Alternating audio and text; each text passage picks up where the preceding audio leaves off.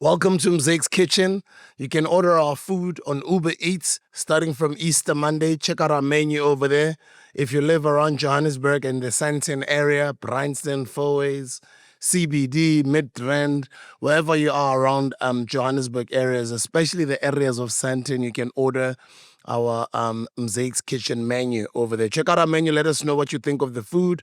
And as you do get the delivery of your food, please do take pictures with it or, record some videos and share it on all your social media platforms under the hashtag Mzake's Kitchen. And you might just win yourself some incredible prizes. And remember, each meal that you order, you get a complimentary can of Mo Fire, whatever flavor of your choice. All right, we're hanging out today on the Hustlers Corner with Abel Ondlovu, Mr. Booger Two Shoes. You and I know him as the president of the Latin President Ama 2000. Easy. Bambizo Uncle Vinny. How you doing, bro? I'm good in you. I'm honored to be here. Thank you so much. President Ama 2000. Good to see you, bro. Good to see you too. Good to Yeah, geez, your hair's grown. Yeah, super. It's like Let me see, how long is it? super long. Yo, bro. Like now I can't even shower properly or take a bath. And now Yeah, you must. Yeah. How many years is that? I think since from grade 10 or 11. So it's just been growing and then I started twisting them and then it just became, I guess that's what it is now. Yeah. No, thank you, man. It's quite great to have you on the platform. We appreciate it. I don't see you in a lot of interviews. Yeah. Don't you do interviews? I don't. I choose not to. Also, it's intentional. Yeah. Okay. It's intentional. So, I mean, I only do interviews where I feel like I need to speak to people that make sense, that resonate with the brand, that understands Uncle Vinny. And then I need to know that I'm coming to have a meaningful conversation. I'm not here to come clown people and come do anything. Like, I'm here for business and that's it. And just to enjoy life, So I just choose to. So sometimes I decline interviews. So I ask for interviews actually. So if I want to come speak and I feel like my fans want to hear something from me, so I'll also say, okay, this is what I like. And this is what I resonate with. And then No, we appreciate you choosing this platform to have a chat with us, Thank you. And maybe let's say somebody who doesn't know who you are or somebody who might be surprised, why do they call you President Dama 2K? Yeah. I think that came after Bram. I think the Bram shut down. I think that came after the whole thing. But I mean, Uncle Vinny is just an all-rounder man. I'm an MC, artist, actor, was once a radio presenter at some point in my life, then TV presenter. So fashion, model, like culture is Uncle Vinny. So that's what my brand has been built around. So it's just be able to be flexy, to do anything, to wake up and today and say, I want to drop clothes. Tomorrow I want to do this. Tomorrow I want to do this. Like not just being boxed in one area, you know what I'm saying? So I mean, but mostly people know me for the stage part of it, the emceeing part of it mostly.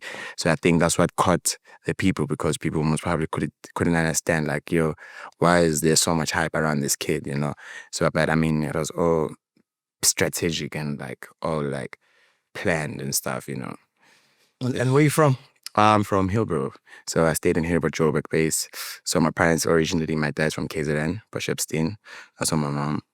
So just born and raised in Joburg, full on like. So you're a Joburg kid? Super. So I grew up in the CBD, running around all the time. So just grew up like in a crazy place where like you could see like everything happening. So things that you see on the news and the atelier, like they're happening on the ground, is super different from what you see, what's happening, Yeah. So I grew up around Joburg too. Obviously, I'm from the hood, Ekasi, but before I also moved into the suburbs. I've stayed in Chubut Park. I've stayed in Hillbrow. I've stayed in Berea. I've stayed in UNVLE.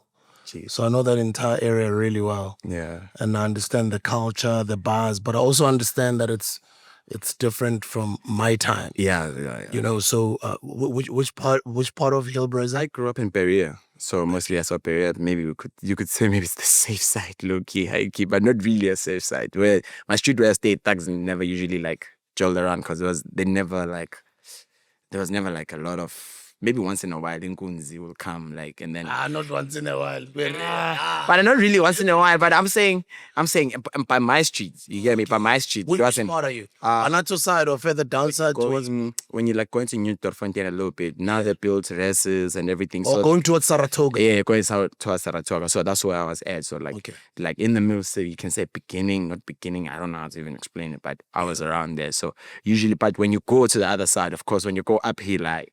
It's a turn out. No, it's on. So you can have your earphones on. You can listen to music. You just have to, you just have to face reality and face the road, bro, and get wherever you need to go.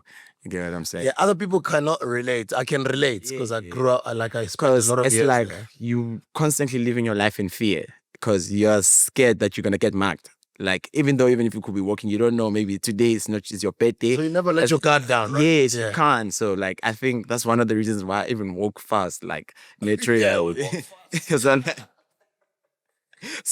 So now I walk fast naturally because I just got used to the thing. I feel like walk fast. You have to adapt, bro. So because you have to, every day you're pacing, bro. Instead of pacing, I'm running. So one mistake, bro, you can't. And I was short and I was young. So you can't miss it, bro. So tell me which school you went to. So my primary I went to New Model Private in the CBD.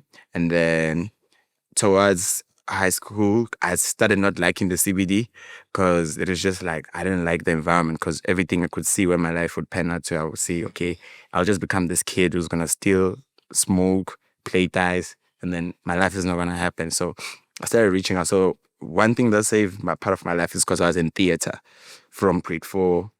Yeah, from grade 4 until like grade 7. So most of half of my time, my after schools was spent at the theater.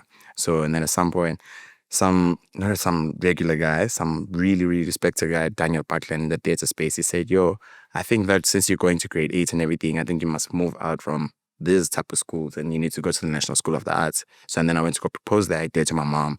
My mom first shut it down because she thought she was going to pay. But like, I was like, nah, they paying for me. And I was like, oh, okay, fuck it. And then go to the National School of the Arts, and then that's how everything just happened. And then when I got to the National School of the Arts, that's when I was like, oh, damn, now I'm inside school with people on Generations, people on TV. So now everything's just instinctively kicked in that, okay, it's go time now.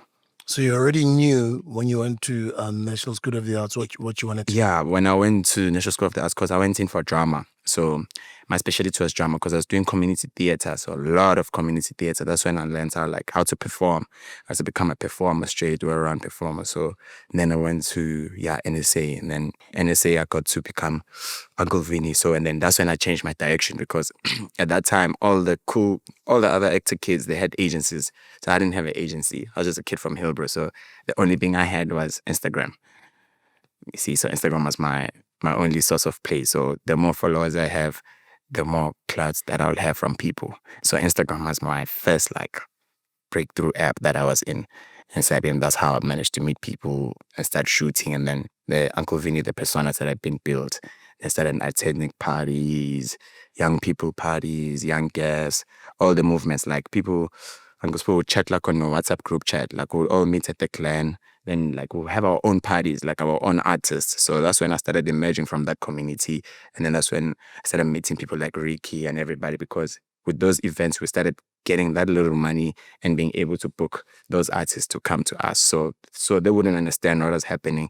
But at that moment, they're like, oh, damn, these kids like look like they have this mini movement that they have. It was like, it's a lot of us, like most kids right now, mostly, that used to host parties back there. They're now in corporate companies, they're working for their guys and everything. Like, but back then, at that time, maybe 2017, 2018, 19, it was a very great era for the internet culture. That's when we started like all these internet kids popping out. And internet was starting to blow up around that time. Yeah. Because it was leading up towards COVID-19 lockdown. Yeah. But obviously we got into the lockdown and then the internet blew up. So when it got to COVID, that's when shit changed for me, because now I don't know what we're going to do. So the only thing that we did was just shoot a bunch of clothes. So, and then that's when I started tapping into fashion. So like, would shoot, just go live on Instagram to just keep the momentum running, like just to keep people knowing that we're still alive and we're around. And then as soon as COVID ended, me and my friends, we just had a fallout. And then I decided to go chill with Major League. And then that's when like everything just the switch just flipped. Like everything just flipped. Because one major league party, if you know major league, like when you go to a major league party, it's like you meet everyone, to politician, to like everybody. So that's when I started like linking up with a lot of people, networking. Then yeah. Yeah, Major League, my boys. I put them on Metro FM when they used to still play hip hop. Yes. Proud of you, gents. Congratulations, man. Yeah, they're global DJs today. Super. Very inspiring dudes. Superstars. Really, really cool dudes. Super Um, stars. Before then, when you're creating content, were you creating content as a dancer, as a rapper, performer? What type of art were you putting on? I was creating content. Would just wake up and shoot. Like, because now clothes, branding, Puma started giving me clothes. So now, YS is like, yo, this is some influencer thing. So like, you have to be the main guy for this thing. You just have to wear clothes and post. So I think we got into the habit of that, and then now we started having conceptual shoots. So Young Stilo is the one who was having my creative direction, so handling everything. Say, you do this way, you do this, and then the moment when we realized that we need the live element, because it all started as pictures only, and then I said to him, I want to host events, and then we started going to like events. I started hosting now, so I started I was an MC, but an MC that has their own DJ. But now people were kind of fucked, like, what do you mean you're an MC that has their own DJ? So and then I was like, nah, I'll come turn up your party the same way as an artist will turn up your party, but you give me 45 minutes and you give me a semi fee of an artist. But best believe it, I'm gonna do a 45-minute set with full hot banger songs of mosh pits and everything. I'm gonna give you a fire set because I know how to activate energy. So and then with the more time we started recording it, we're putting it on tape, and then the kids started booking me, and then it started becoming a habit. And then Riky said, okay, this is a finesse, so you can do this thing. And then Capsule started booking in, and then other companies started seeing that, okay, this thing has value. And then I started now emceeing in all the gigs, Iverson, everything. So now I just like kept popping out of nowhere. Poof. Like, So this is 20, let's say before you popped. yeah. So this is what, like 2017, 18, 19, yeah, right? 2018, This is 2019. before COVID. Yeah, 2018, 2019, intense. That was me, my core. So your unique selling point was that you would rock a party in almost an hour, Yeah. maybe an hour set, or say 45 minutes set, Yeah. with your own DJ. Yeah. But because you're still on your come up, around that time, how much money would you charge? I charged 10,000 Is it? Yeah. Already at that time? at that time. Yeah. I charged 10K. This is before blowing before up. Uncle Vinny, yeah. So I'll charge 10K, 7, 8. They wouldn't understand it, Yeah, but sometimes they don't have that money. yeah, you know, We'll so take the 5. we'll take, you know, so like that and there. And then as soon as hip hop was fading out, as COVID happened, so now when hip hop faded out completely in South Africa, when they like kind of, not really completely, sorry to say that, before people like take me, let me not say completely, when it has its seasonal time where piano just came in very super aggressive. So that's when I started saying, okay, what do I do from now? Since now hip hop is no more moving on this side. I was like, okay, the twins are this side, why not? Because the twins at that time, they were still like playing the sets, but like I felt like, okay, there's a need for them to have an MC, because at that time piano guys were being like not accepting just easy like that, because it was still new and everybody was trying to gatekeep it for themselves. But the moment once we cracked that code that, oh, I can MC and they can DJ, that was the best selling point. Yeah. Now let's talk about your folks. Yeah. What's happening with your folks? They know that you went to the National School of the Arts. You're a performer. You're a creative. Yeah. Aren't they worried now? What is it that you do? How are you going to make a living? How does your future look like? My dad, not worried at all. Yeah. I don't know why. Not worried at all. He trusted the journey throughout. Yeah. My mom, on the other hand, she had a problem. She had a big problem. Because in grade 10, she could see that this guy is ultimately losing focus and his marks are dropping. The marks are no more becoming the same marks as the marks they were before. So, and then she asked me, it's like, are you really, really, really trusting this thing? And then I was like, yeah, ma, I'm in this thing, like, for life.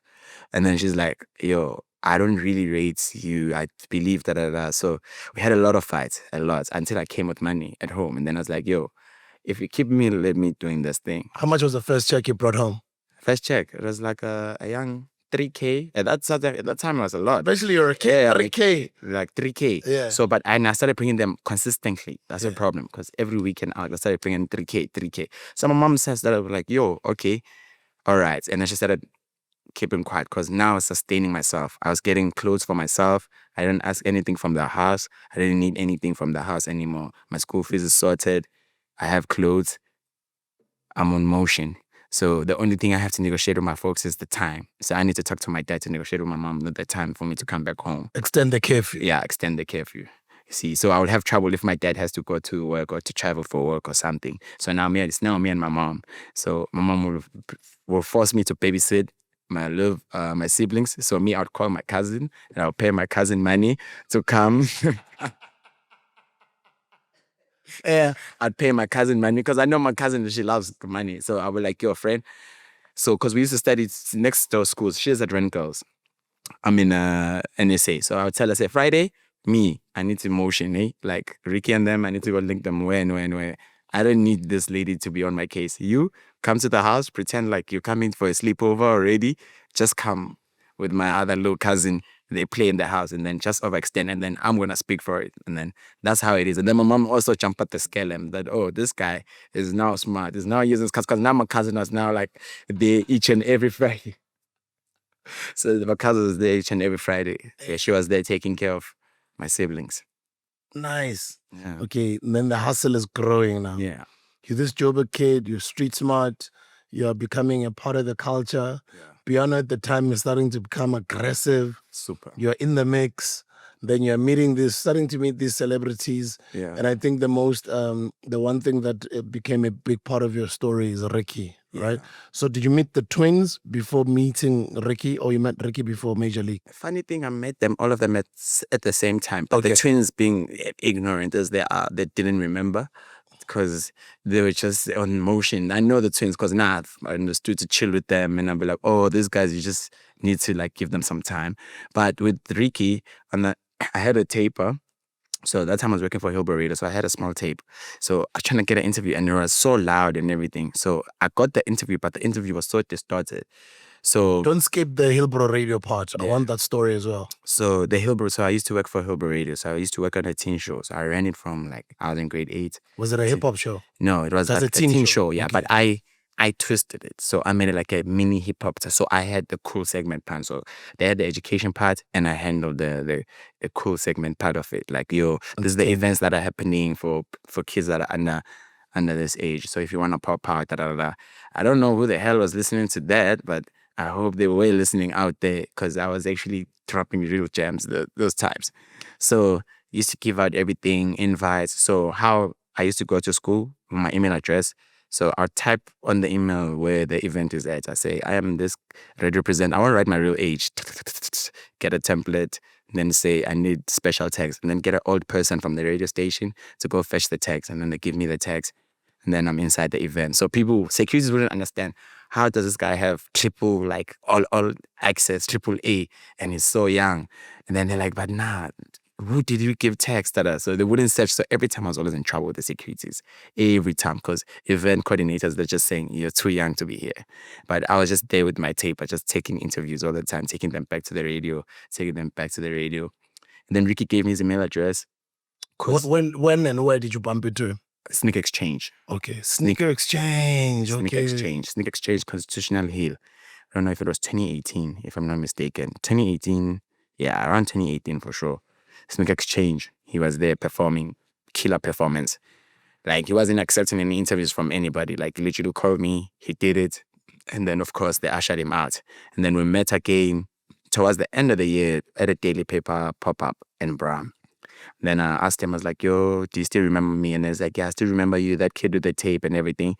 Asked for his email address.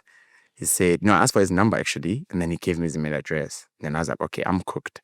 I'm not going to talk to this guy ever again. And then I saw him again the next year when he did Cotton Club Records pop-up. So we were in a long line.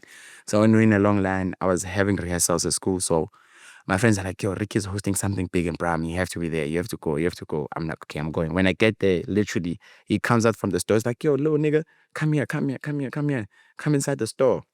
He says, come inside the store. He literally gave me food, gave me everything. He says, yo, take a t-shirt. Take whichever t-shirt that you want at the store. Chill around the store. Just post. And then that's how me and Ricky started kicking in. So every time, exchanging numbers, Ricky would call me, where are you? I'm just in the car. we're going. And then every time it made me meet AKA, made me meet Aries, made me meet all the rappers. So it allowed me free will. So people were like, oh, Vinny's around, take care of Vinny.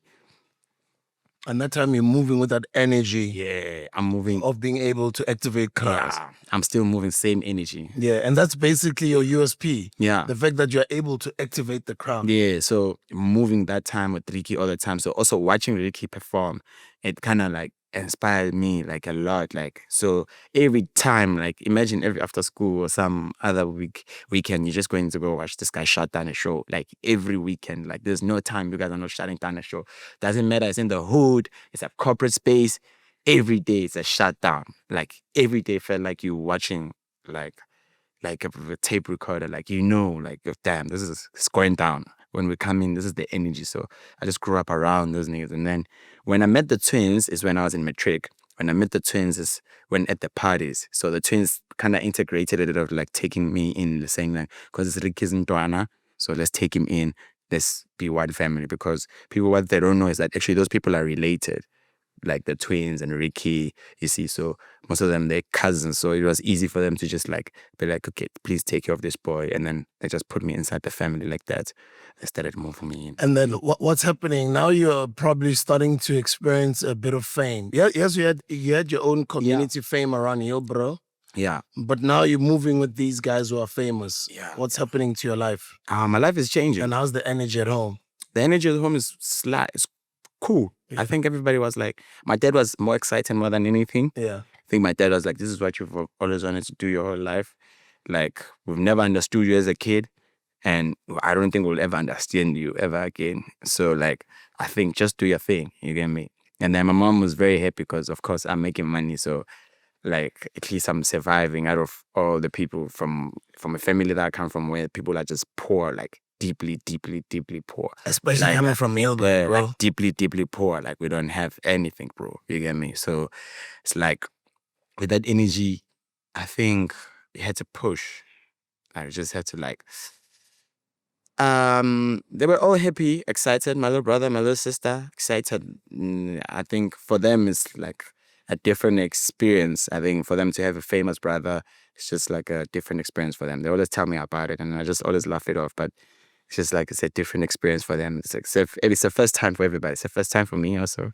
First time for them. It's the first time we ever have somebody in the house become famous, like they're this way, in this magnitude thing. Because I never thought like I'll become like this Uncle Vinny, you get me? So it was more of like, okay, I knew that I'm gonna become this, okay, Uncle Vinny, but like, like not the guy that would throw a party and people would come shut down the street for, When and how did you come up with the name Uncle Vinny? Because of Bram, because I was chilling in Bram, because I didn't have a stage name, because my Instagram was literally Cabello the whole time. So now I was like, I can't move with Cabello because there's so many Cabellos. There's Cabello Mabalane, there's so many Cabello, Cabs that are small, everything. I'm like, you know what? So that time I used to listen to a lot of Boys and Bucks guys, so okay, Malum Cool Cat and everything. So I first called myself Malum Vinny, but I was like, that's too hectic. I said, let me direct translate it, Uncle Vinny, because my second name is Vincent. So, and then I just made it Vinny. Then I said Uncle Vinny. So, and then now I started representing the name. So now people would say, where's Uncle Vinny? So when I pop out, you're like, oh, this little guy is Uncle Vinny. That's and then like you kind of like, oh damn, this guy's Uncle Vinny. And then when I get on stage, now you'll understand, like, oh, that's why they call him Uncle Vinny. You get me? You see, so now, so I started living up to the name. So like every time when people like, even old guys when they book me, they're like, yo, Anasan, we must call you Uncle Vin. And then I'm like, yes. They're like, yo, when I start, we must call you Uncle Vin, So they started coming up with nicknames, my Vins, all the type of things, so that they avoid to call me Uncle Vinny. So most of our groupers call me my Vins, like, easy does it, yeah. They're avoiding you sunning them. Yeah, they're like, no. Like, no, we can't. And then you started traveling the country now. Yeah. Because obviously when you move with famous people, they gig all over the country. Yes, and your star is rising, you're getting booked all over the country. Yeah. I mean, after my matric paper, I was in Polokwane. Immediately after I was done writing, I literally, after 3 Thumbs down, it was Hands down, it was on. I had my outfit, my bag ready by the twins. I was on inside the bus, Polokwane, my first gig outside, Polokwane. I traveled the whole country, and then the twins got into a car accident. And then now we were I was forced to now move with one twin. So we had to work together. So we had to make it work. So now, so the one twin is coming alone, and you know how promoters are. I feel like, what the fuck do you mean you're coming alone? And now you're coming with yeah. And now you're coming with Vinny. You get me? And they're like, who the fuck is this kid that with that dread that you're paying for us? You get me? So we had to work it. Like we had to work it. Balcony mix. We had to work with traveling. I think we traveled so much. I traveled so much. Like at some point I found myself in Lesotho during that course of the year. I was in Lesotho, just going every day, like fatigued, but like I was enjoying every moment because this was like, I was like, yo, if I keep going on like this, it's coming. Like it's definitely coming. And I was like, let me keep the same energy. I said, it's definitely coming. And then boom, one day I just woke up, and then all the niggas in the house were like, yo, bro, you're now famous. You know you can't behave this certain way. You can't do this. You can't do that. They had a whole full meeting for me because I couldn't get it in my head. I was like, why are people so obsessed now, like over me? Like, why is this obsession now? I can't even walk in the mall like properly. People staring at me. Like, this is now weird because I never usually say, show Vinny sharp because people just know me from Instagram. But now it's like it's so hectic. Like people now even freaking out. I'm like, oh snap. Okay, cool. This is reality now. Yeah. And what are some of those things that you had to adjust?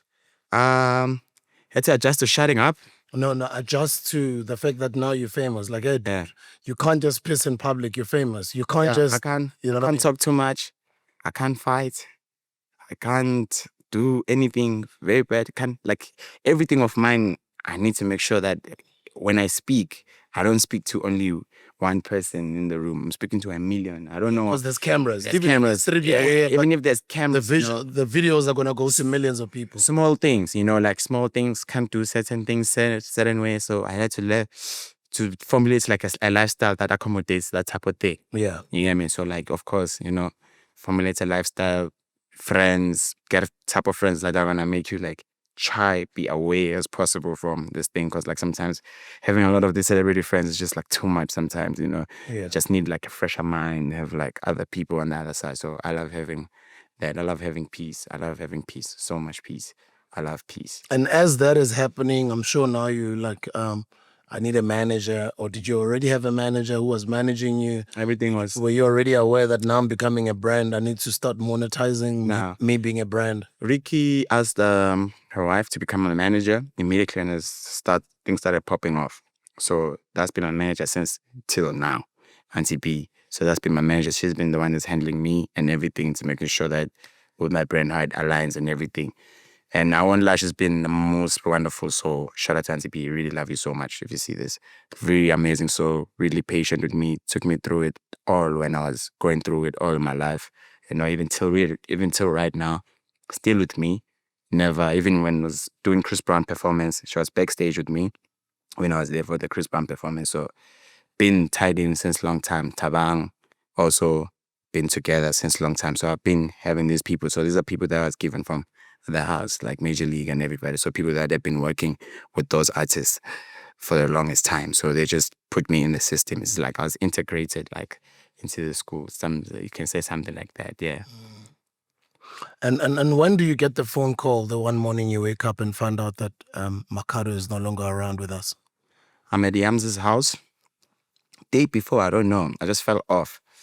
I just fell off. I just want to miss Yams. So I say, yo, Yams, where are you? So I drive to Yams. Yams, I even say, I'm downstairs, open for me. I come in. We sleep, we chill, me and Yams. We do our thing, our young nigga shit. We chilling. Wake up in the morning. I think one of the twins calls me. I think it's Mandela for sure. So he calls me being ignorant. I'm thinking the twins are just calling me to ask me about something, or maybe I did something wrong or whatever it is. One phone call goes, second one rings. The third one, I'm like, okay, there's a problem. So when I pick up the phone, he's like crying. I can feel like he's crying, like when Mandela's crying on the phone call, and he's crying, he's like, yo, Vinny, it's gone. And I'm like, well, yo, who? And then it's like Riky, and I was like, oh snap, I dropped the phone. So when I dropped the phone, I just the weather and everything that was there that day, my day just turned into like a very dark day because immediately when I walked out of the complex, everybody, all eyes on me and phone calls just didn't stop. And then I just saw a lot of stories and then it was just, yeah, like the day was long. Day was really long. Day was really long. Like my day was really long. I think my year for those 2 years it's really heavy. It's really heavy. Like super heavy. So I even took like some time to just keep quiet because like I don't need to speak because I felt like it's too hurt. Because I just lost a friend before, the year before in a car accident, killer guy and then I lose. That's one of my close friends. The reason why I'm doing this shit. And then I got to lose my mentor in a short space of a time. And this is my time of my prime. I'm Uncle Vinny at his biggest, which shows that how life is very unfair. You get me? Which really broke my heart because it was just like, yo, like, what did I do to deserve this? You know, what next now? You know, like, start questioning, like I started praying a lot, started going back home, church, my dad, and then like just like trying to find like answers, you know, and trying to see like what's happening, you know, like just confused because it was just like everything just happened so quick. There's a 2 minutes, Ricky's gone, boom, boom, you know, just weird, you know. Yeah, it's not it's not nice. There's a guy I came up with, he was a very well-known DJ. I used to work at YFL at the time. Yeah. His name was DJ Monde. We were both mentored by a guy called DJ Kabzela. Yeah. He was a very well-known DJ at the time. This is my time, like many years ago before you. And as you're talking about losing a friend, a short space of time with your mentor, I lost my mentor, one of the guys that put me on Kabzela. Yeah. In a short space of time, I think, like maybe 2-3 years, I don't know how long that was, we lost DJ Monde. So mine was the other way around. But little did I know how long this life thing is, you know? Yeah. Like even now when I see Monda's mother on my WhatsApp, I see her statuses. It's like one of those things where when she sees me, it's like, because we're around almost the same age. Yeah. You know, like I remind her of how old Monde could have been by now.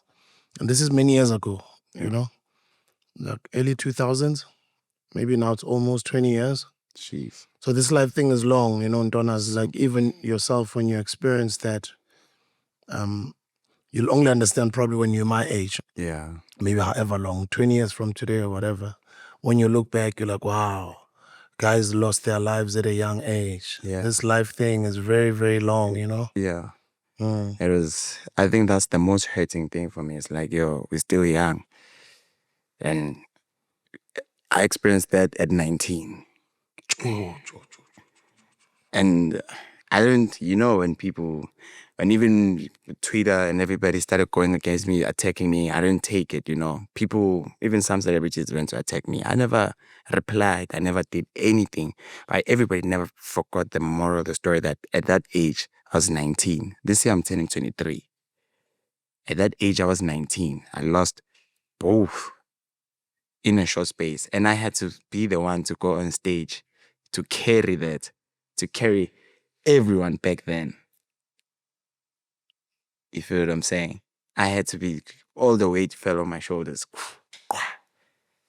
You feel me? So, come on with Kate, I also understood. I'm really grateful for my dad. I think my dad took me through it. Like, he really took me through it. And praying, I think that helped me a lot. Just like praying, just finding answers to God, just leaving it to God. Like, yo, please, God, like, at this moment, I don't know what's happening, but if it's your will, then let it be. What did you learn out of that entire experience? I learned a lot about human beings. A lot. That people are very inconsiderate sometimes. And you only got you yourself one day alone. And sometimes, because people move on. People moved on. Next week, people are outside drinking. You get me? People move on. And with this life that we live is that like you can't stop it because the moment once you start crying at home, the money doesn't come in. So you end up going outside and then you realize that people are being inconsiderate. People can see you go through something, but they can all just be around spreading lies. They can just make conspiracies, but people can never actually come to your house and say, my dog, what's happening? It's only a few people that I can count them at the palm of my hand that checked on me. And it's going to be a shocking list of people that even I can count the palm of my hand Who? that checked on me. It's crazy. It was Julius. Malema. Yeah. It was Auntie B, made sure all the time, the boys all the time, and Yams, my mom, my dad, and yeah, some of my friends a little bit, if I can put them there. Pepper, Dr. Pepper, to be quite honest. Dr. Pepper was like there right through in. He always called to check if I'm good or everything is fine, to come see what's happening. But the rest, like when anything that pops out or anything, like it's just weird. Like the space just became weird for me. And for me when I came out to the people, because people now starting to behave in different ways, started behaving in, in other manners that you don't understand, And I guess we're all human. It's part of human life, So one thing I learned is that you only got you, and make sure that just stay prayed up and just make sure that like your body, your spirits. I think maybe my background where I grew up in kind of helps me for me to become the strong person. I'm just not shaken by those things. But those two, they almost took me off the cliff. Low key, high key. What are some of the some of the things or some of the lies that people are spreading about you? That I was doing drugs. That hit me a lot. Because I'm a person of, if you know me, you've been around me, and you have chilled around me or whatever the case may be, you know that I'm not that type of person. I do what normal people do, bro. Like drink alcohol and smoke weed. You get what I mean? So the misconception that I do drugs and that I fell into some, like, there's always this weird, like, I don't know, these weird conspiracy theories that always come to me, and then I'm always like, yo, why am I always viewed like as such a bad person? Like, what did I do in this country? Like, that's so bad. Like, I've never killed a person. I'm not a politician. I don't steal money. I don't do anything. I just wake up and just go hustle. That's me. Get me? So I didn't understand the whole hate, like doing drugs. Like people can go out the willing way to go on a podcast to lie about me, for clickbait shit. And it's just like, what's going on? So I think the drugs one kind of bothered me because people think I do drugs when I'm on stage, but it's like Uncle Vinny, the person that you see during the day, is Cabello. That's a guy who's working during the day. You can't find me on the street fucking swinging my hands all around. It's not gonna happen. That shit is on stage. It's a persona. That's Uncle Vinny. That's the stage guy. And that's how he performs. I don't even know how. I don't even know. I only see it from videos. This is how I perform. I only hear from people that, when you perform, you look like you're on drugs. But with the people that have been around me, they all know. I wouldn't be this far if I did drugs in my life. And I wouldn't be this calm if I did drugs in my life. So that misconception that people have that I'm doing drugs, I'm doing lean, Vinny bad, Vinny's a rowdy guy. I just don't like that because I'm just a chill guy at the end of the day. Just chill guy who's just making his money, trying to figure it out, travel the world and break boundaries and inspire others. Nothing else. More on a lighter note, when was your first overseas trip? I was going to Dubai. Nice. And to Dubai for a week. We were going for a studio session with Tyler. We were doing a studio session at that time back in the, when Is this before Tyler blew up? Yeah. When they were still cooking here, proper, and the structures were still cooking here to go inside. So yeah, she made me meet will.i.am. Shout out to Tyler, man. She's doing very fantastic things. A very great friend, very great person, great human being, representing the country. All love. She's the one that took us to Dubai for studio sessions. So we were just like there around there checking the music. I think the twins were like, we had a gig also. So we were there around. So we chilled around together. It was fun times. People chilling, shopping. Nothing much. It was nice. It was a nice experience. online. And then my real experience is when I went to London, when I went to go perform, like for a bigger crowd. And then that's when I got to experience like how big I am, like what type of person I was like, oh snap. So people in London know me. I was like, oh damn, that's so cool. So and then after that, I think more gigs started coming. I started going to Germany, Netherlands, Switzerland, and then just like traveling all these countries. And as the piano wave is getting bigger and bigger, Yeah. you are now moving with the piano wave. Yeah, definitely. We are moving. So wherever the culture is big, somehow you also gravitate towards getting bookings there. You have to be involved in culture. Yeah. Whatever that's popping, I think kids need to understand, like, look at a person like Virgil Abloh. He never boxed himself. Virgil Abloh will wake up to furniture tomorrow. Tomorrow go to G-Wagon. Go to anywhere. Never wake up and box yourself and say, I'm a teacher. Only alone. You can be a teacher, you can be a philosopher, you can take it as high as possible you want it. It's all about how willingly are you willing to take it, how far. Do you want to go the whole way or you want to half scale it? You get me? And me, I want to go the whole way. I don't think I feel like South Africa is too small for me. I feel like the whole world needs to experience Uncle Vinny. You feel me? So you have to go the whole way. And with Amapiano, right now, it's moving, but it's still going to take some time for a little bit for it to break because right now we still need to hit America. So demographics is really matter in this thing. So if it's killing it in the US. Yeah, it's killing it. But I know it could be bigger. It could be bigger. You get me? It could be better and structured and well thing. But problem is that we don't have as much professionals, people who are dedicated to go that side, and also people who are willing to travel, you know. If South Africans can take, I'm not saying no offense or anything, but just take some time, get a passport, get a visa, stamp, go see another part of life, go build in another part of life, and then so that we can be able to life can be easier for us. Nigerians are killing us with one thing. They're all over. Wherever you enter, they put each other on. Yeah. It's like Jewish people. They don't leave each other outside. You get me? So if South Africans get a culture of that, then we can win. But see, with how things are happening in the state of the country, I don't think we're going there because people are being selfish because everybody wants the pie for themselves when there's like a bigger cake for everybody to eat. You know, so because now what's going to happen is that people from overseas are going to outsmart us, and then they're going to end up booking us. And then when they book us, which is happening right now, and then when they book us, you get a fee, but they get all the money from the show, from the whole thing that was promoted through you. And they've never been to even South Africa, and the culture comes from here.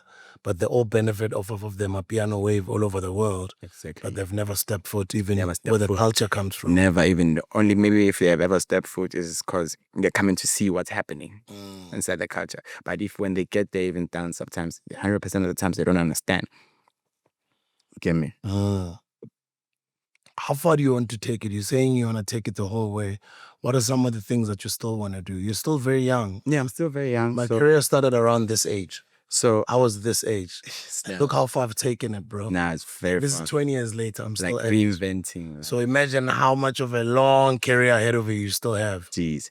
So this year, what I'm doing is that I'm taking 6 months to travel the world. Nice.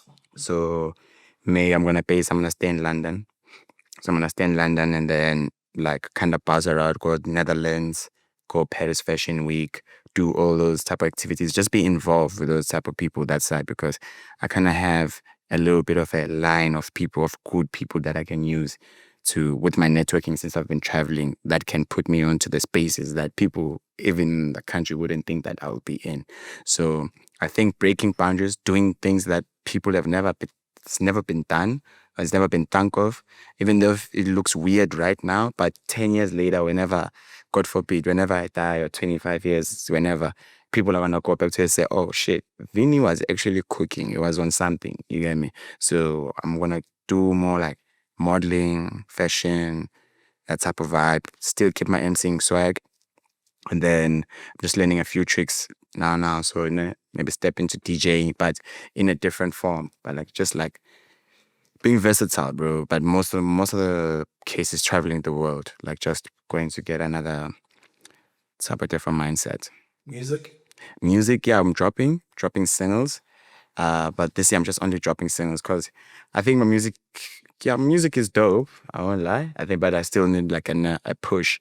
But I'm just kind of taking a step back off it because music is kind of costly. So I just want to like do things like that are fun to Uncle Vinny because I don't want to box myself into music because for the past few years I've been trying to figure out this music thing and like it's dope. Yeah, I've done like the milestone. I don't have a problem. I have a song that's on 10 million streams overall in all DSPs. So I think I'm good. I think I've pushed the boundary where I've needed to push whenever I needed to do. You get me? So I think now have to be off to the next shit. So that's how it works. So like off to the next thing and then keep going like that. So as your fame rises as well, the attention from the opposite sex. Yeah. Yeah.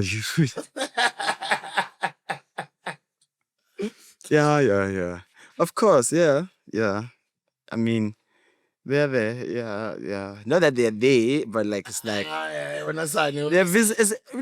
you can't ignore women, like it's nature. You can't ignore women. There's no way. It's like, of course, with all the success comes all the burden of all the pretty women that we get. You know, I'm not gonna lie. I'm not gonna hold you to say that we're not getting the baddies. We are. It's happening. You get me? But like, I'm gonna hold you. I'm not gonna lie. I'm not gonna lie to you guys. I always say no, but I'm gonna lie now because every day they put me on blast. Hey yo, it's happening. We're active. We are young, and I'm 23. So, like, whenever you see me outside, you saw me outside. You get me? Don't ask more questions here in your lives. So what's your type? Oh, I like my type. You know, my type is always changes through years. I don't know. I think Just 3 years. it's all about where I'm at the moment in my life. So you see, like right now, moment in my life, like I'm in a very building moment. So like looking for somebody who's gonna love me, caring, you know, type of vibe, like a very like straightforward person. But it's hard for me to find a person like that because of my line of work. You get what I mean? Like anything can happen and temptations happen and it's Anything can happen. anything can happen. Anything that's dead. You see, so that anything can happen. So like right now, I'm not really focused on getting a girl because the past relationships I've had, like they've just been horrible from my end. And from my end, I'm not saying I'm a saint or anything or whatever, because I broke up with another girl to go get to with another girl, and then that one broke my heart. And then now it's like, you know what? Let me leave this thing. What, she Like, broke your heart? yeah, they broke my heart. That's something that have broken my heart. Now, Yeah. At my peak. No, at my peak. Don't lie. They broke my heart. Like I actually lost my mind. Like low key, high key. Low key, high key, I actually lost my mind. Like, cause they dumped me. And then I was like, wow. Yeah. I was like, yo, damn, they're really dumping me? Fuck. This is crazy. I was like, this is crazy. I'm like, what do you mean? It's like, yeah. I was like, damn. But yeah, they dumped me. And then after that, I just became like, Future. I just became a road guy. I just became young. Role model is Future. Yo. Because a Bellingham is yo. I went there, I woke up as Future, you know, so like, I'm trying to change my ways. In a situation where you're dating someone and especially those days, Buma, 17, 18, 19, as your star is rising. Yeah. Did you have somebody around at the time? Yeah, I did. And how did things change when you became Oh, famous? it's going bad. She just spoke about me on the other podcast the other day on how I broke her heart. Yeah. What did she say? Oh, she said that like I played it and stuff, of course. Yeah, because that time I was dating her. Yeah. Then we dated, and then of course, the superstar rising and the power and everything. So I decided to become a dickhead, and I did dickhead move, and then I got another girl. At least I was with her. So and then she found out. So and then she found out, and then we broke up. And then when we broke up, so years later, so she's still talking about it. And I'm just like, oh, what did I do? Like that was so wrong, because actually it wasn't that bad. Yeah, it'll happen. I mean, the other day I was checking out about Amber Rose. Yeah. I mean, Amber Rose broke up with Kanye West almost 20 years ago, bro. Yeah. But she's still talking about him on podcasts. Yeah. So those things happen, you know, because you're famous. Yeah. It's only natural. It's natural to happen. So yeah, head on. We're still cool though. I'm still cool with her when I say it, but I don't understand when she gets on the podcast why she goes rogue units on me, and then Yeah. I actually don't get it. Clout. Yeah, I'm not saying that. Maybe not in a negative way. Not in a negative way, but I Or just, maybe it's podcasters when they want clout, they ask you about you. nah, I don't know. I don't think I'm her only ex though. Like I think she's after me, she's dated like other niggas. But the story that always comes out is my story, and I'm just like, why you say fuck me for, bro? Because like we broke up like 3 years ago to 4 years ago, something like that. Yeah, it happens. Yeah. It's life. Yo, Joe, I'm so proud of you, man. You know, Yeah. I'm so proud of you, and it's still early days in your career. I just want you to look after yourself. Yeah. I think you got a really bright future ahead of you. But I'm glad you've got really good people around you. And I think you've got really good management, you know? Yeah. Yeah, and big up to you. And I'm glad that you paid me a visit. It was really dope. I was driving to the radio show, guys, in the morning. 5 a.m. in the morning. I'm going to the radio show. He's coming from the club. We bump into each other at the pantry in Rosebank. They were turned up with his boys there, with ladies, and you guys. I'm like, $20 less as lala. Mina kusekuseni fresh ngespani. Those who know Pantry in the morning, they know. Those who know. Those who know Pantry in the morning, they know. They know. It was really nice to see. Oh, Uncle Spoo, Uncle Vinny, what's up? When are we doing the podcast? That time he's getting a coffee. He's getting a coffee in the morning. We are so turned, bro. Like, we are so, like, you know, it's not even a joke. We are such a, and the moment I saw him, because I'm with my friends, they're about to Uber. And I'm telling my friends, I'm like, guys, I've been texting this guy for this interview. Let me go pull up on him now, inside. So now I'm so glad that it happened. I'm glad it happened too, Yo. bro. I was like, yo, Oh, man.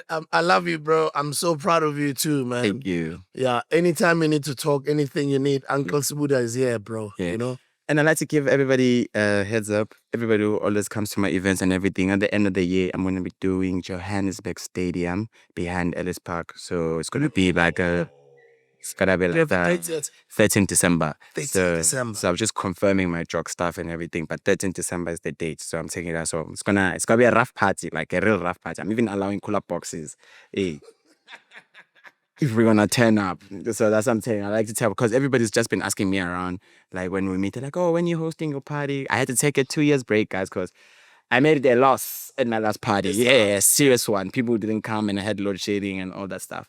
But this one, we have to do it bigger and better. I think it's gonna be nice for the city and for the energy for the kids. And the tickets are actually gonna start from 70 Rand. Nice. So no one has no excuse. So when the tickets does say 70 Rand start cooking, you guys start buying. And the lineup is, I'm not going to disappoint. Yeah. Definitely. But just be careful with the dates. But I mean, I trust you've got your own crowd. But I Yeah. do know around that time, I know Casper is doing another fill up this year. Yeah. But I also heard, guys, I heard this through the grapevine. Drake will be in the country in December. I also heard it, yeah. You heard it also? I heard it. You're not scared of no one? No, my man. If not, you'll be shocked if Drake comes to my shit.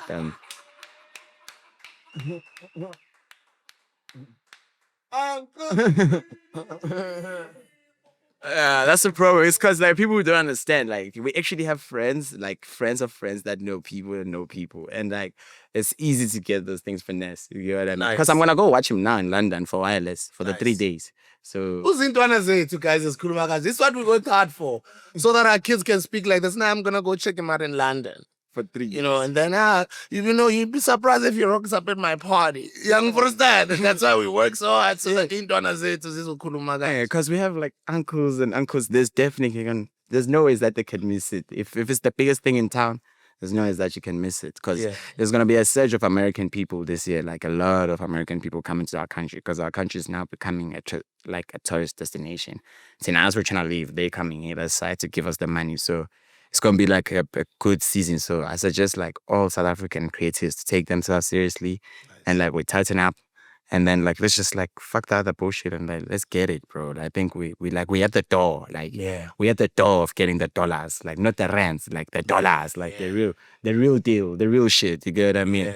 You feel me? Even if they say let's manipulate the rand with the dollars, we're gonna pay the tax. But you get what I mean? But like people must like buckle up, let's get our ex together. Like, let's fucking take over the world, bro. Guys, and confidence is there. You can hear he's speaking dollars, he's speaking the world. You can hear he believes in himself. And that's like, a recipe for just success, bro. Like that type of mindset that you have is a recipe for bigger success. Like may you just go all the way. And who's part of grand, you know? Thank you. Who's part of grand in Donna Saknganya. Thank And you I'm so very proud of you. Congratulations. Thank you so And I want to congratulate your parents. We are very, very proud of you guys. And may he just continue to look after himself so he continues to make you guys proud. Yeah. Uncle Vinny, your last words to the people over there? My last words to the people, please stay fresh, stay fly, always take care of your family, pray, and moral of the story, enjoy your life. Don't let anybody tell you what to do, but not really that much, but like enjoy your life and live your life the way you want to live your life. Don't do drugs, don't have babies, because in Ulazi, ne supports. Those two things are deadly. So please just take care of yourself and take care of your friends. Check on mental health. That's very big also. It's a big issue. And then let's lessen on the alcohol, but let's also enjoy our life. Uncle Vinny and Uncle Spooda. Love you, boy. Good to see you. This was dope. Thank you. Shout outs. Appreciate the visit. We'll see you guys on the next video.